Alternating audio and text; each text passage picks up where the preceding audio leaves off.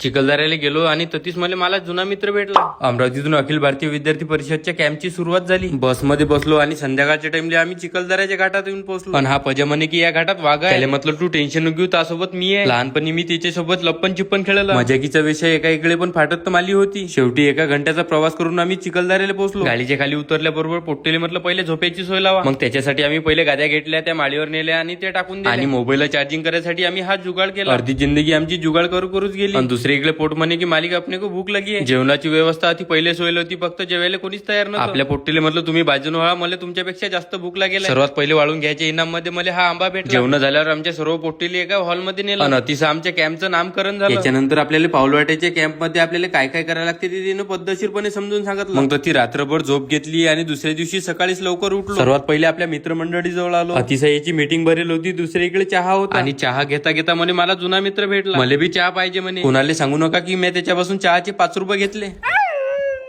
त्याला चहा पाजून आम्ही किल्ल्यावर जायला निघालो. रस्त्यानं फोटो व्हिडिओ काढत आम्ही किल्ल्याजवळ पोहोचलो आणि किल्ल्यावर आल्यावर आम्ही काय धिंगामस्ती केली ते तुम्हाला पुढच्या व्हिडिओत दाखवतो. पुढचा व्हिडिओ पाहण्यासाठी लाईक करा, फॉलो करा आणि एखादी कमेंट वर फेकून मारा.